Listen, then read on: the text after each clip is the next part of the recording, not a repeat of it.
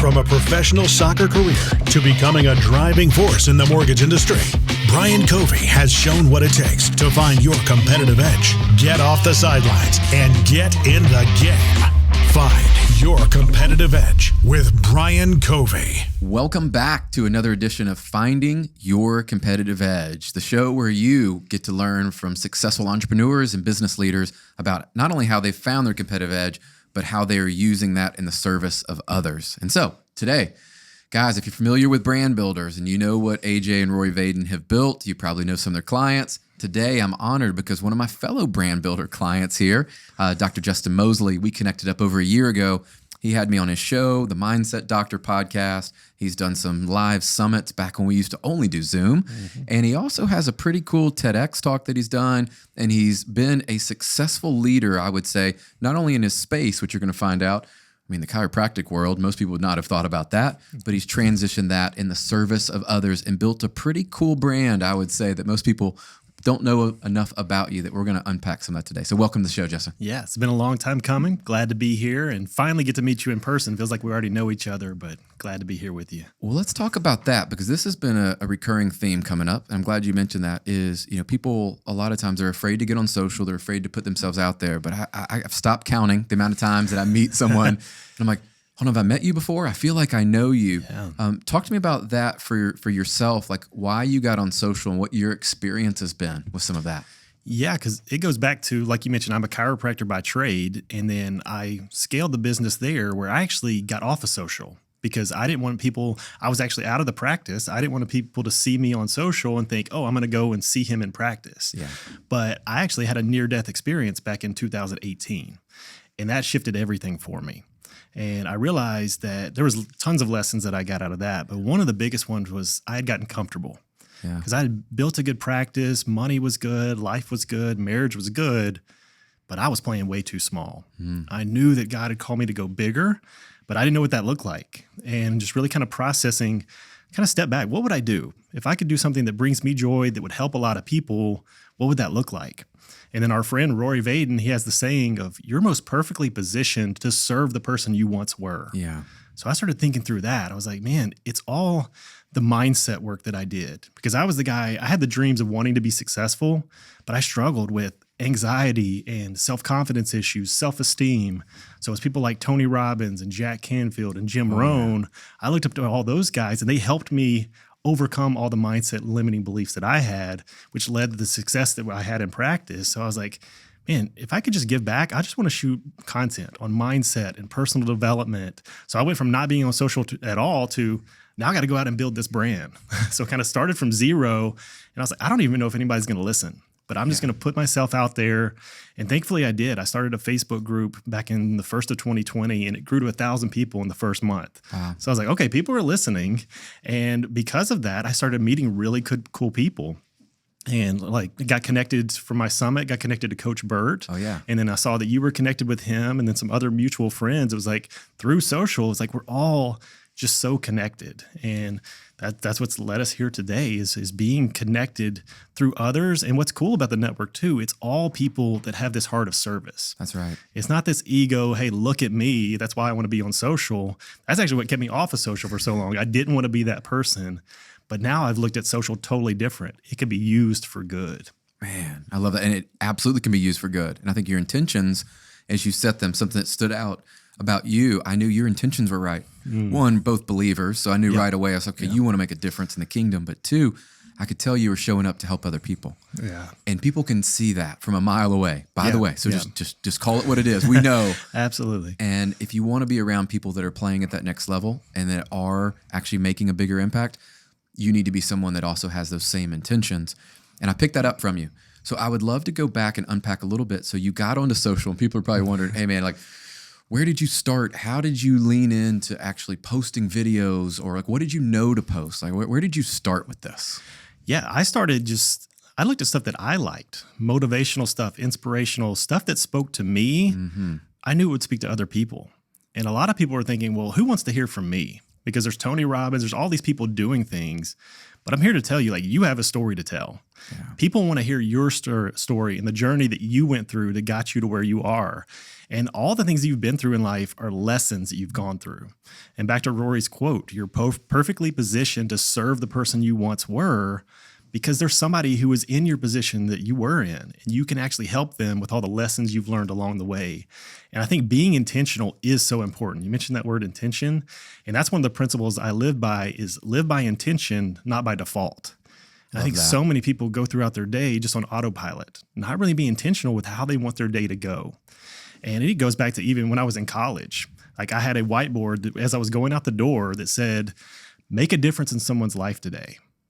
And just by having that there reminded me, I'm not just going to go show up for class or just go through the motions this day. I'm going to actually be looking for somebody that I can put a smile on their face or make a difference in some way. And just by having that intention, everything changed for me. And I use that every single day now. I make sure I live by the intention, not by default. Man, that's going to be a quotable moment right there. I like that. I love those, like, living by intention, not by default. You know, I can share that with my kids. Like, people understand that, and you can actually take action in alignment with it. And as you were talking, one thing I thought about, Justin, was one of my mentors shared years ago when I was getting on social and I was afraid of the same thing. Like, who's going to want to hear from me? Like, what do I have that's new? Like, all this stuff. And here's the deal, guys. Most of what we're all sharing is not new anyway. Mm-hmm. Okay, let's just be real. Someone said it differently, but they may have not heard it. They may not have connected with the messenger, who's you, and you said that very well, and I love what Rory has shared. But this mentor helped me create a breakthrough, and he said, Brian, when you're not sharing and you're not giving away advice that you've been through something and you learned a lesson, you're being selfish.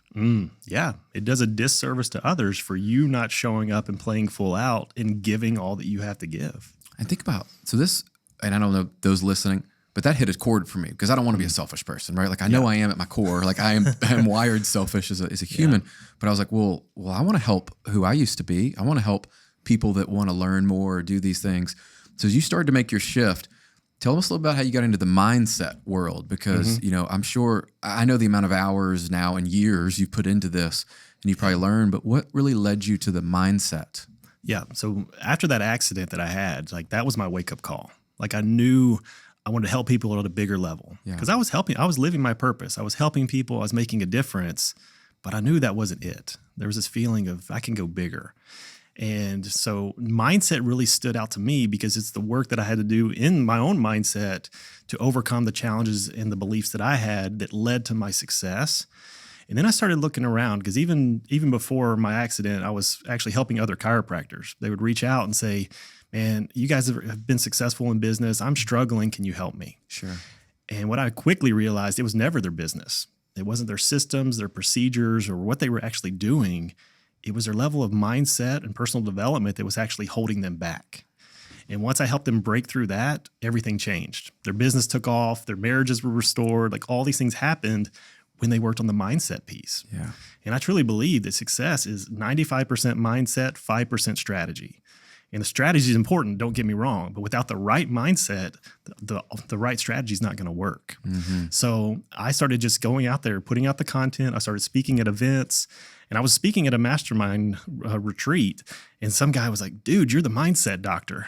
I was like, hey, I like that. I'm going to go with that. So that's what kind of I shifted into this brand of the mindset doctor, because I truly believe that when you change your mind, you can change your life. Mm-hmm. And that's what I want to help people see, because that's what it was for me. When it opened my mind to what's possible, it was all a mindset shift that I had. So I want to do that for that person that was my former self, of they're struggling and they have these dreams and goals and ambitions, but something's holding me back. And they're looking for the answers. They're looking for the systems, the procedures, what seminar can I go to get me through this hump? But it's you. And when you can have the breakthrough, everything can change for you. That's powerful. Well, I love the story because I was curious about where the mindset doctor, did you come up with it? But isn't that cool that somebody else is like, hey, Justin, you're the mindset doctor. Yeah. And almost they claim that identity, and then you took it on and you went forward. Let's unpack some of the mindset, because I think a lot of people out there are like, well, how do I build this strong mindset? What is a strong mindset? Let's start with what is a great mindset? Yeah, and I think one of the biggest things, it comes down to belief. Because I think one of the biggest things that keeps people from getting what they want in life is the story they keep telling themselves of why they can't have it. So they have these goals and dreams like, oh, this is great, but this isn't for me. Like, I can't really do this. And that's what you have to shift it out. It's the people that actually can break through the belief barrier can actually make it to the next level. And think about any industry, like in the mortgage industry, you can all have the same systems and procedures and learn the same things, but it's the people with the bigger belief and the vision, and not only the vision, but the belief I can achieve it, do the really big things. Because then you expand your mind to what's possible. You get the idea of, hey, I can't do this alone. How can I surround myself with the right people? All of those things are mindset issues. Yeah. And when you can expand your mind to what's possible, then you can start to believe that you can actually achieve it. And the belief is one of the hardest things, though, because we can believe in others, but we can't believe in ourselves. Mm-hmm. And that's what I like to look at is look at the people you look up to. Like I looked up to the Tony Robbins and the Jack Canfields and all those people in the development space. I was like, what if I believed in myself as much as I believed in them? Because if they were in my situation, they wouldn't have these thoughts. No. And then I look at people like with kids. Like your kids believe you can do anything. And what if you believed in yourself as much as they believed in you? Because everything could feel like it's falling apart around you, but your kids still believe in you, that you could do anything. What if you believed in yourself that much? And you went out and took action from that place. Man, you could accomplish anything. So that leads me to somebody out there that's struggling with this, and they're like, yeah, okay, I get that. Like I struggle to believe in myself. I believe in others, and they just don't see themselves as successful or even someone that deserves success, right? I hear that often. Mm-hmm. How do they start to shift that from where they are in this place of feeling inadequate and not enough and all this to actually getting their beliefs to shift? One of the first things is realize you're not alone. Like a lot of people think, I'm the only one that thinks this way. But the reality is we all have had those thoughts, those feelings, those beliefs that, hey, can I really do this? And I think that's one of the big misnomers with things that people think the successful people, they just had this unstoppable self-confidence and just belief in themselves. No, they had the same voices in their head that you do. But what I like to tell people is you got to speak louder than those voices in your head. That's right. And one of the things you can do is the affirmations, which I think a lot of people do affirmations wrong. They're just kind of repeating these phrases over and over, but you got to create an affirmation that you truly believe. And it's all about the feeling that you feel successful, that you feel that you can be powerful and show up as your best self. And when you start to feel that, like my energy's shifting right now, just saying that out loud. Yeah. And when you can show up with that energy, man, you can be unstoppable. But you have to repeat this over and over. And one of my favorite things to do is mental rehearsal. Because there's two ways to gain confidence. One is just taking action. When you take action, you get a result, and you're like, you know what? You get a little bit more confidence. I can do this. For me, one of the biggest challenges was public speaking. So I grew up with a tremendous fear of public speaking. Almost failed a speech class in college because I had a panic attack during my speech. And I created a story that public speaking is not for you. You cannot do this. This isn't for you. And I actually believed that story for a long time. But it goes back to, like you were saying, it's selfish. Like when you have a message to share, like it's selfish if you hold it in. So it's like, I knew I wanted to impact people. How do I overcome this fear? So one of the things I did, I started modeling other people. How does Tony Robbins speak and use his body as he's talking? How can I model that? So then you actually get out there and start speaking. That's one way to overcome it. But then one of the most powerful things that you can do is the mental rehearsal piece. Because your mind can't tell the difference between something real and something vividly imagined. So again, back to Rory, he talks about what makes a great speaker is 1,000 speeches. Yeah. So one thing, you can physically give 1,000 speeches, but what if you mentally rehearsed 10,000 speeches and you feel yourself already on that stage? You look out at the crowd and you see them nodding with you as you're speaking. You can start to gain confidence by mentally rehearsing that you've already done it. Because again, your mind can't tell the difference between something real and something vividly imagined. Wow. So I've heard that, and I use that in sports. We had visualization, which was my dad, sports psychologist and all this, and taught us that in high school. And I remember at first we're like, this is so hokey, and what are we doing? We all kind of joked at it. And then we would start to do it. And you nailed this. You said you start to have a little success. And I remember I'd start to have success. I would have those plays I played in my head. They haven't happened yet. But then they would happen on a field. And I'm like, ooh, this kind of works. I'm going to do that again. Right, yeah. And then you create the habit. And so as you went through, I thought about visualization, and how does that tie into this? Because that seems like people throw that word around a lot. And I was trained on it. So Yep. I don't want to use it too generically, but let's talk about that, because people are probably like, well, I want to do that. Like, I want to go take some action and get better in my beliefs and the movie I'm playing in my own head. Absolutely. Well, one of the things to realize is there's nothing to lose with doing it. So why not at least try it? That's right. And I think visualization is too narrow because it's just like watching kind of a picture on a movie. I like mental rehearsal. Like you're truly feeling it. You embody it.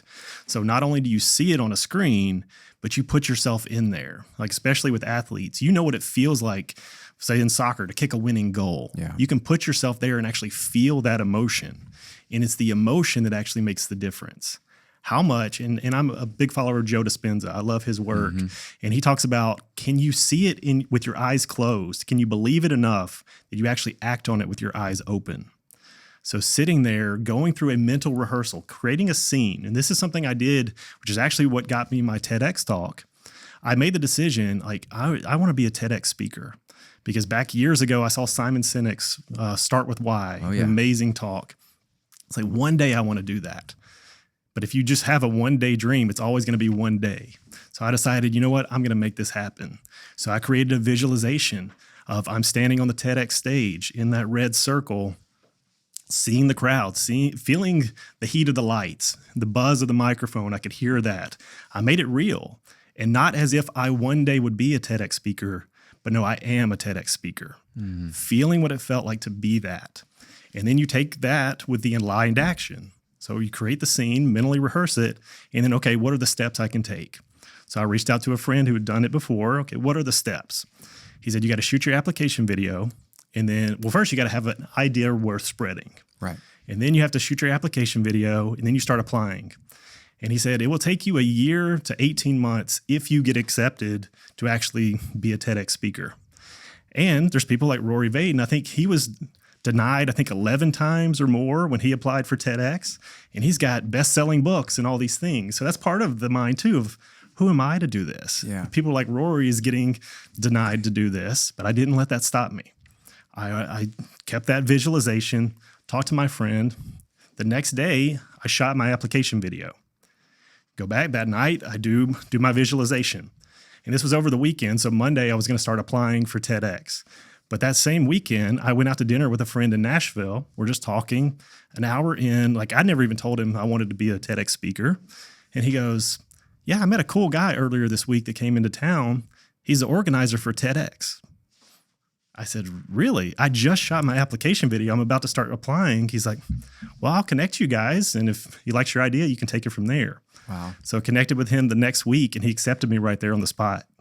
So what should have taken a year to 18 months, if I get accepted, happened within a week. Wow. And part of that is that mental rehearsal helps prime your reticular activating system of your brain, which is the part that filters out what you should see and what you don't see.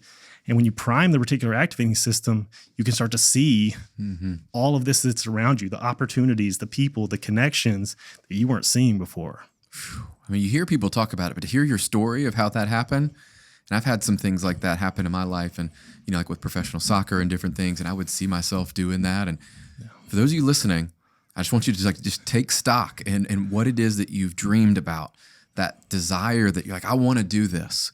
And what you heard Justin share was, look, we all have limiting beliefs. We all have these things that we tell ourselves and all these reasons why we can't do it.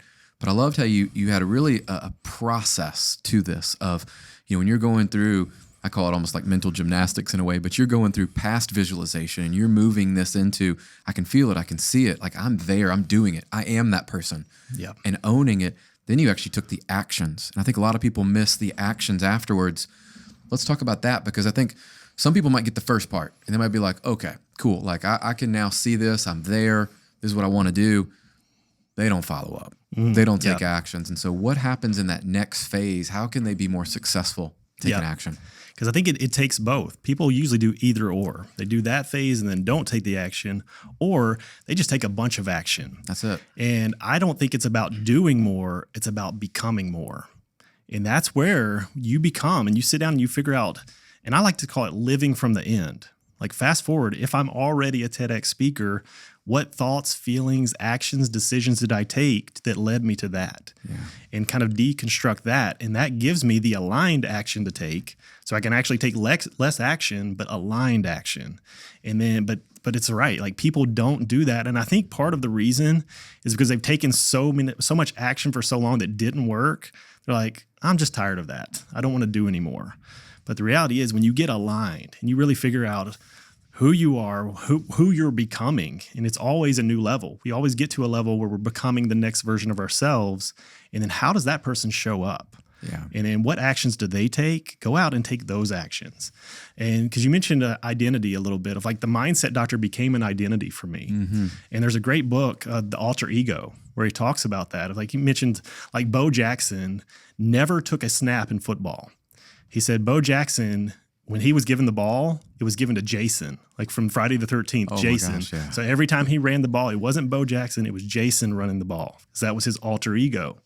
And he mentioned Beyonce, Sasha Fierce was her alter ego. Mm-hmm. So, because she grew up singing gospel music, but she wanted to be a pop star. So she was having all these challenges, like, I'm just singing gospel, but I want to be this. So she created Sasha Fierce, was her alter ego that she showed up as, which led to what we see today as Beyonce. So for me, I like to look at, what is the best version of you, and give it a name. So, like, for me, it was the mindset doctor. So how does the mindset doctor show up? Because we do stuff like this all day, and just us in the natural Justin can get exhausted. Yeah. And having to travel and speak and do all these things, but that's selfish. That's me in my own flesh. But the mindset doctor is here to make an impact and change the world. So how does he show up? Completely different than just me. So you can kind of monitor yourself. Which one is actually showing up right now? If it's just me, nope, I need to switch back into the mindset doctor and show up as the highest version of myself.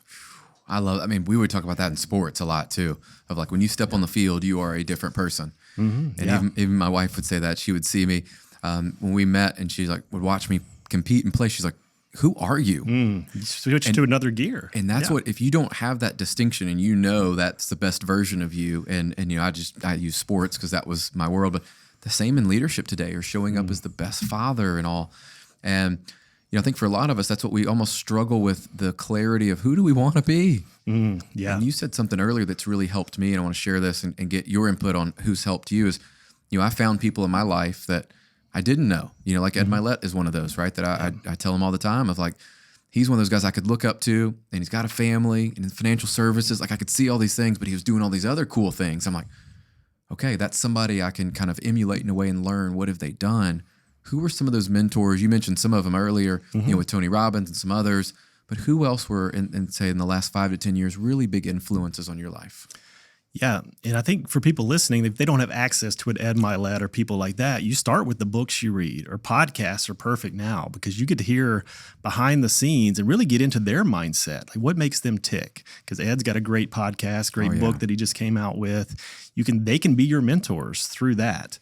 And then I think one of the biggest things for me was mastermind groups. Because some of the best piece of advice I ever got was, I was in college and had dreams of being a successful business person. So I reached out to a guy who became a mentor, and I was like, what can I do to be successful?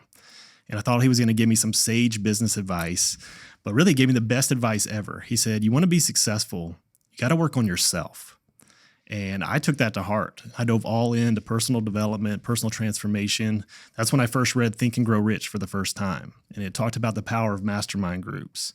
And so I started joining mastermind groups and connecting with a bunch of great people that allowed me to think bigger than from my own limited view of things.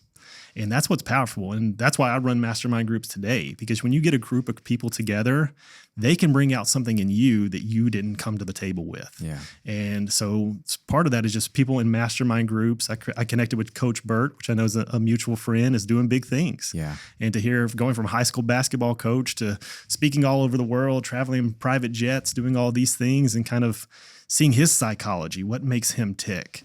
And that's what I love doing, is meeting people like you and just figuring out, okay, well, what makes you tick? What's the drive? Like, what are the things that made you successful? And how can I take pieces of that? And it's not you trying to become something different. It's, what do you like in that person that I want to embody as well?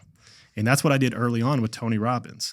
Like, how can I model the way he uses his body, his physiology when he's on stage to move people, Right. or the way Jack Canfield tells stories. There was all pieces of these people that I was like, I want more of that. And then I went out and I started doing more of that. And then I became more of that. I mean, that's the formula and the recipe a lot of people are looking for. Yeah. And as you're sharing through that, I started thinking about some of this in my own journey too. Of like those people, you're right. I wouldn't adopt everything because I don't want to be them. Like I still want to be Brian and I still want to own who I am. But there are certain things that I go, man, they do that really well. Yeah. You know, and it was not any different than sports. I would go, man, that person, they pass the ball really well, or they're great with their non-dominant foot, or they're great with a header or pass, whatever it is. You're like, I want to learn those skills. And so we have to go out and acquire them. I would love for you to talk about this because I start thinking about as we look at this best version of ourselves as we go forward. And really, did you have a process to write down like what this mindset doctor would look like in 5-10 years, or like who they were? Or did you just visually, like what did that look like? Yeah. And there's an exercise I still do and I take people through. It's looking at your current reality. What are all the things going on in your life right now that you're not happy with? Things that you would change. Maybe you'd show up differently in your relationships. Maybe business, you're working hours you don't want to work. Whatever it is, go an entire bullet point list of what is your current reality. And then on the other half of the page, what is your preferred reality? What type of money you want to make? What kind of relationships you want to have? And you actually create your preferred reality. Yeah. And then you start asking yourself, who do I need to become to live this preferred reality? And I think the biggest thing people miss is giving yourself the space to actually process things like that. Yeah. We want to go to the next podcast and read the next book. What's the next idea? No, if you just did this and sat with yourself and say, this is all the things that I want to be, do, and have. Who do I need to become to have that? Yeah. And see what comes up for you. Give yourself the space to process that, because that's when you'll get the ideas of, well, if I need to become that, I need to do this. So here's the action I need to take. Love it. And you mentioned masterminds, and this has been a huge breakthrough for me. Is I didn't even know what masterminds were 5 years ago, honestly. Like, I mean, I would go to conferences with our company, or like mortgage conferences. They were not masterminds. Let's just be clear. Right. They were not.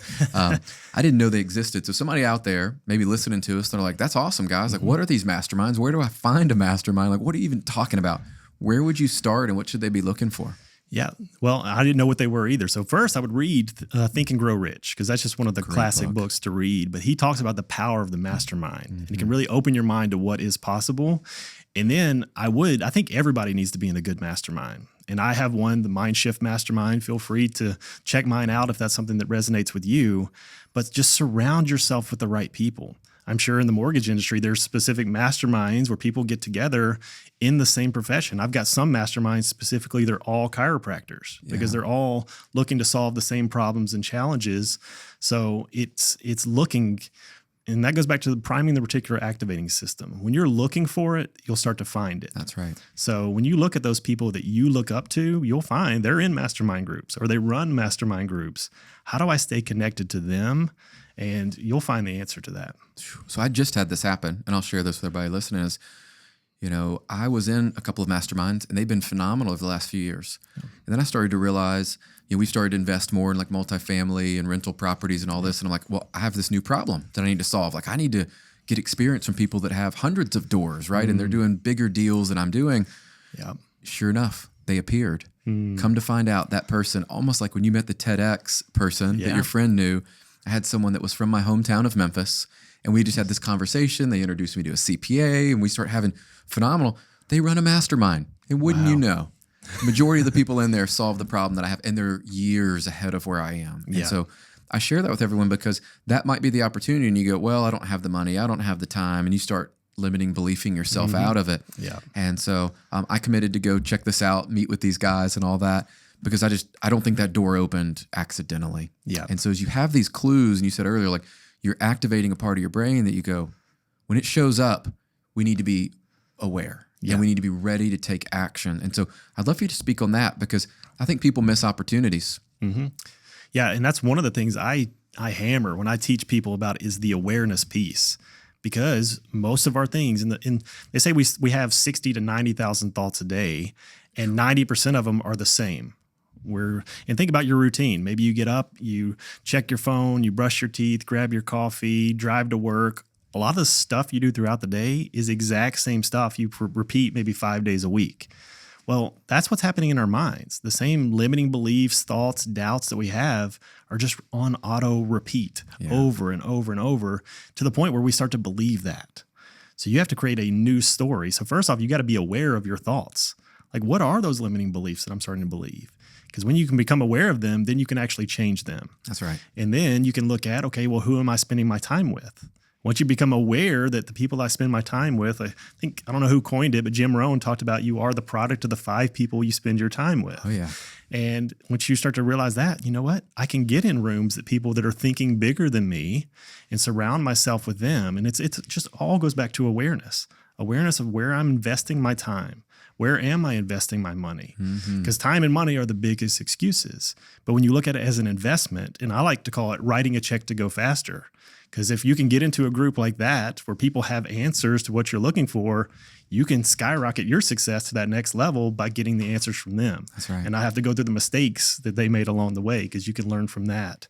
But you just got to be aware. And I think one of the biggest things to do that is meditation, or even just breathing, just taking a couple minutes a day just to pause and breathe and be present in the moment. Especially as high achievers, like, we're always thinking of what's the next thing to do. And as we go throughout our day, our brain is in high beta waves. And that's where we're just trying to go solve problems, do things, what's next. But that's not our creative center. Our creative centers are alpha brain waves.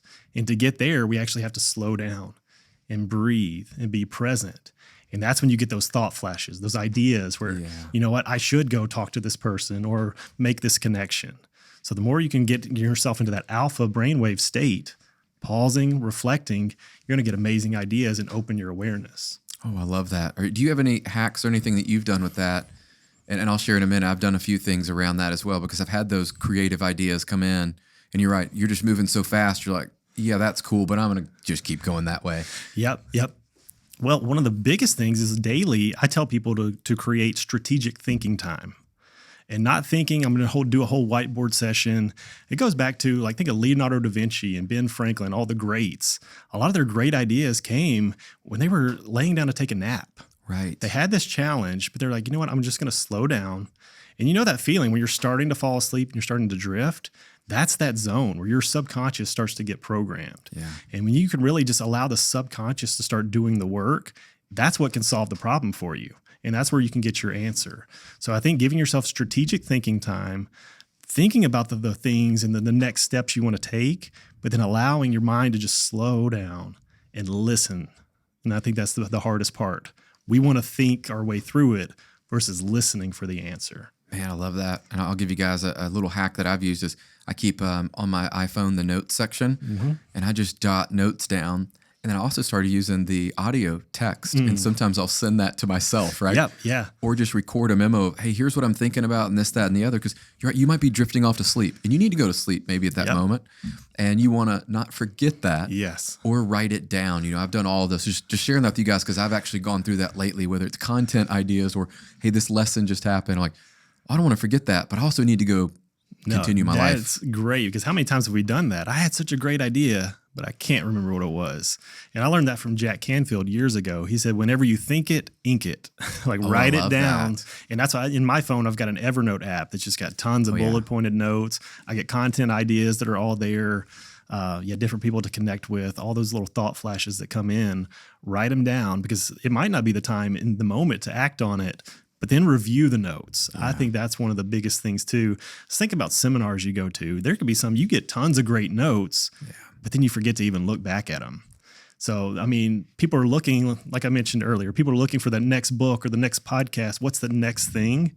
You have hundreds of thousands of dollars worth of ideas in your notes. That's right. Because those notes spoke to you for a reason. And I would highlight what are the main things that I could act on, and then review those because they spoke to you for a reason. If you take action on those, there's $1 million ideas in there. Isn't that the truth? So I've done that the last several masterminds. I've started to get more intentional with that. It's actually writing it down. And then at the end of the day, like you said, I would write down what were my biggest lessons today. Yeah. And really write in that moment, because you're right. Then you can go back to them. And I think about some of them have been a year. I can go back and read that and go, oh, wow. I need that now. Yep. And maybe I took action, maybe I didn't take action on it as they go forward. So very interesting. Let's talk about this. You always think about like the mind is like a muscle in a way. Like you got to work it out. So we've talked about some meditation. We've talked about, some forms of visualization, some things there. What are some other ways that people can strengthen their mindset? Because the reality is for all of us, we're either coming, I always like to say, you're either coming out of the storm, you're going into a storm, right? You got things that you're going to have to deal with. And we've seen it lately with the news in Nashville, preparing yourself for, it's not unfortunately if, it's when, and you got to be mentally strong and prepared. So how do we do that? Absolutely. And I think it's definitely, you have to feed your mind every single day because the things around you are feeding your mind, whether you're aware of it or not. They're going in there. If you're listening to the news, that's definitely feeding your mind. So shut those kind of things off, but be intentional with what can I put in there. Make sure you subscribe and listen to every podcast of yours that comes out. So I'm feeding my mind with good stories and hearing other people's journeys. And then one is giving yourself the grace because you're doing better than you think you are. Because a lot of people, we judge ourselves in a way we would never judge someone else. So give yourself the grace that you are doing better than you think you are. But then every single day, what can I do today? Even if I like to use net time, which I learned from Tony Robbins, is no extra time. So if you're driving somewhere, you could be listening to the podcast, listening to an audiobook, washing dishes. You could be listening to something positive to feed your mind. Because I don't believe in just positive thinking, because standard positive thinking is like if you had a flower bed outside was full of weeds and you just go out and look at it and say, hey, there's no weeds, there's no weeds. Like, no, you need to be aware, like, hey, there's weeds in here. I need to pull these weeds out and plant new seeds. Well, that's what's going on in our mind. We need to find the weeds, the negative thoughts, the negative beliefs, the limiting beliefs, pull those out and rewire it with the positive things. Positive books, positive people, positive podcasts. Yeah. Feed Feed your mind every day and just commit right now for 30 days. I'm going to do at least 10 minutes a day feeding my mind. At the end of the 30 days, you're going to feel totally different. And you're going to want to continue and want to do even more. So I know this to be true. And I'm going to share with you guys. I had a mentor, it's been 5 years ago since I first got introduced. And he taught me this whole strategy around integration. So I'll tell you what it looks like for me is like the other night, my daughter's at goalkeeper training and she's got team training. I'm out there for almost 3 hours. Okay, Justin, like literally because she doesn't drive yet. And so I'm out there and I can't really leave her and I'm not going to drive home like all that. I'm like, I have options at that point. I can go just, Netflix out. I can listen to some music. I can return calls. I can do all these things. And I said, what matters to me is I want to feed my mind. I want to feed my body. And so I did a walk, jog, run basically for about 2 hours, guys. Got 5 miles in, off and on with different things. But I was listening to a podcast. And in the past, what I had done is I would listen to music because it would motivate me to do it. I'm like, well, what if I slow down and enjoy the run for what it is and I'm becoming healthier? But you nailed it. I started shifting to listening to podcasts. So all the while I'm there at a practice that I'm going to be there anyway. And you've got a choice. And so this integration has also bled itself over to, we built a home gym. And so like working out with my boys, working out with my daughter, doing things there, taking them on those activities, like that's quality time and that. And so I share that because man, as you were sharing it, I was like, man, I used to really struggle with, I don't have enough time. I don't have enough time. And then of course, one of my coaches said, you don't have enough time to waste. That's I was like, ouch. So what you're saying is I don't know how to, manage and delegate. So I would love your thoughts on that because obviously you're balancing a lot of things, right? I mean, you're going a lot of different directions. Are there any things that you've learned that allow you to make sure the main things stay the main things? Yeah, and I think I don't want people to miss what you just said. It is so important. One of the things that you had, though, was an awareness that I don't just have to sit here and be bored and waste the time. So then you can have a list of things. Okay, whenever I have times like that, this is what I can fill that time with. And sometimes it might be I need the music just to shift my mood, and that's okay. But I also can do a podcast. I can read a book, whatever. Have a list of things that you can do when you find those times. And I just had this conversation with a client yesterday because she had went to a doctor's appointment with her husband's sick. So she had to go to multiple doctor's appointments. And she says, man, they take 3 hours and I'm drained at the end of the night. And it's down and having to hear all the people that are sick, the stories of them.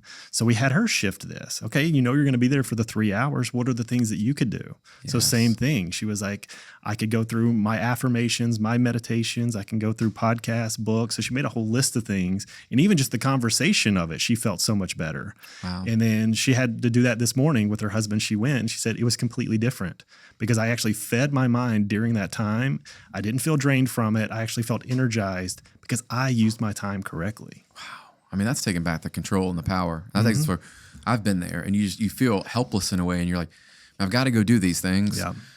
But now I'm going to make it even worse because I'm not going to do anything productive, and I leave and I'm worn out. And I think you said that's really important for people is when you do these things that you've written down, which was what I did. It's funny, we went through that. I'm like, I did write down what would be my default. You know, if something got canceled, like I think about today, totally different scenario. But if meetings get canceled, which they do, or meetings get moved, where am I going to spend my time? Because now I've been gifted back time. Right. And most of us are like, oh, I'm free. No. What have you committed to? What are your standards? What are you trying to achieve? And so I think about that. What about for people, and I'd love to shift into these entrepreneurs today, right? We're going through, it's an interesting cycle in business and all that. Is there anything you've seen that's helped people when they're going through those seasons where they're really struggling, right? Where business is not where it is. And this is happening in the mortgage real estate right now. Volume's down, just is what it is. Call it what's happening. Are there things that they can be doing today to kind of prime themselves to start the day so they make sure they get in the game with the right mindset to start? Yeah. And I think one of the biggest things, because it's all industries are affected. But one of the things when we get into those cycles of things aren't where I want them to be, we start looking for all the things that are going to make it better. The tactics, the procedures, all of those versus looking at yourself. What can you do? And I'm glad you mentioned like even the morning. I think morning and evening routines are very important. I believe your morning routine sets up your day, but it's your evening routine that sets up your life. And the biggest reason for that is, because as we all know, morning routines, everybody's written about them, heard about them. Thing is, are you doing it? So that's right. one. And I think they're very personalized. You don't have to adopt somebody else's routine. Some people have like 3-hour morning routines. The reality is you can get ready in 5 minutes and shift your state and be ready for the day. Yeah. And I think, but having a solid routine can set you up for a productive day. But then in the evening, that's when you can prime your subconscious mind. Because I talked about during the day, we're in these high beta brainwaves. Well, as we fall asleep, our brainwaves go down into alpha, theta, and delta brainwaves as we're falling asleep. So as you're transitioning in those brainwaves, you can actually implant into your subconscious mind while you're asleep. Your subconscious mind's actually processing that. So you can actually, I like to have people create a scene. So we talked about the preferred reality earlier, like creating that. What does that truly look like? And then create a scene as you're falling asleep of you actually living that and feeling what it feels like to wake up and your life is exactly the way you imagined it. And you make it so real that you feel like you've already accomplished it. Yeah. And then you go to sleep and just let the subconscious mind process. Each day you wake up one more closer to making that a reality. Man, I love that. And you mentioned, and I think most people miss that too. They're like morning. And I've got a morning routine and it works for me. Involves working out and some other like quiet time. But that evening, I'll tell you, is where I can tell when I don't do it. Because when I don't, I usually wake up the next morning and it's like I got to restart over. Whereas when I've done it well, there's almost like a head start. Right. Yeah. Right. Where I wake up and I'm already that person. And I think about as we move there, let's shift gears because I think some people, they might be listening going, man, you did this TEDx talk. Okay, Dr. Moseley. What was that experience like? And if they're potentially wanting to speak more, maybe not TEDx type stage, right? Where it's like huge stages or TEDx or, Grant Cardone level with TEDx and all this stuff, but they just want to speak more. What advice would you give? Because I know you mentioned I had similar fears. I struggled in college. I went to a public speaking class and all that, and I was sweating and nervous. I know that class probably gave me the most stress of any because the teacher was so good, and I thought everybody else was great, and I created this world of like, I'm just the only one not good at this, right? And being an athlete, all these stories that we create. Yep. What advice would you give them if someone's wanting to speak more, whatever stage that might be for them? Yeah, I think it goes back to first is, well, why do you want to speak? Because I think speaking, part of that is the heart of service that you mentioned earlier. Speaking is a way to serve more people. So one is getting your heart right of it's not an ego thing. I just want to get on these stages. If that is for you, then that's fine, I guess. But the reality is the more you want to serve people, the more opportunities you're going to actually get. So getting really clear, who do you want to serve and how you want to serve them? And then understanding everybody has a story to tell. Yeah. And it's pulling those stories out and being able to put them into a great talk. And that's where we'll plug brand builders again. They're great at helping people do that, formulating a talk that can help impact people's lives. That's right. And Ed Milet's a great example of this. He can tell a story and it moves you. It hits you. You're jacked. You're ready to take action from it.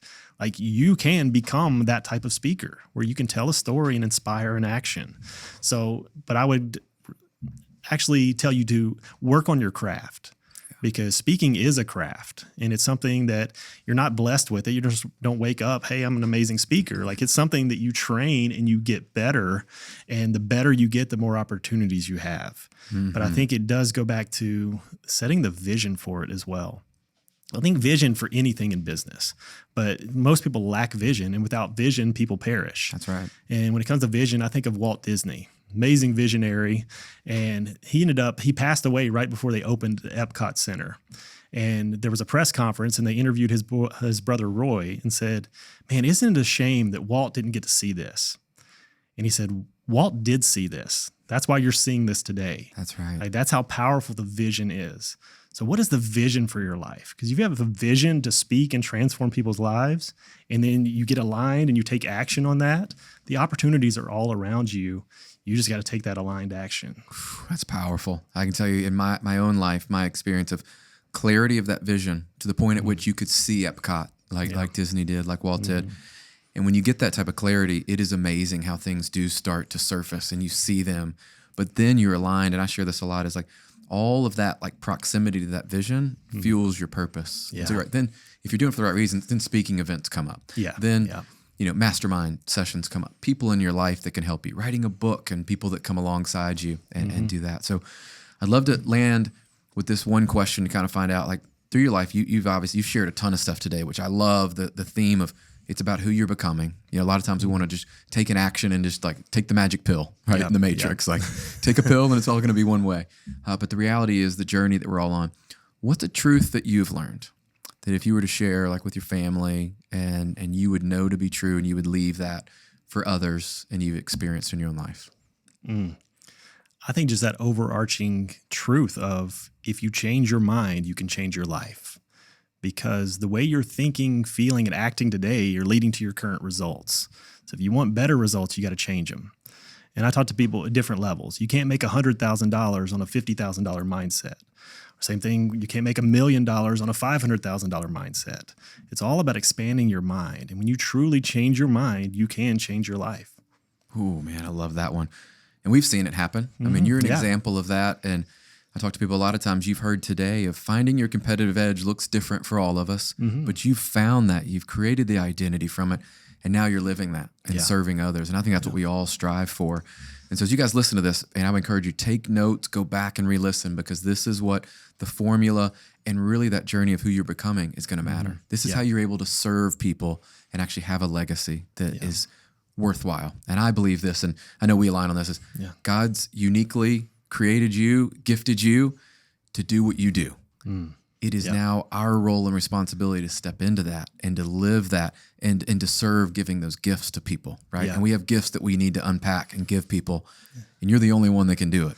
Don't wait for somebody else. Be that person. So and I think there's some freedom in this right here that I think people need to hear with that, because they're like, yeah, Brian, I hear that. That's great.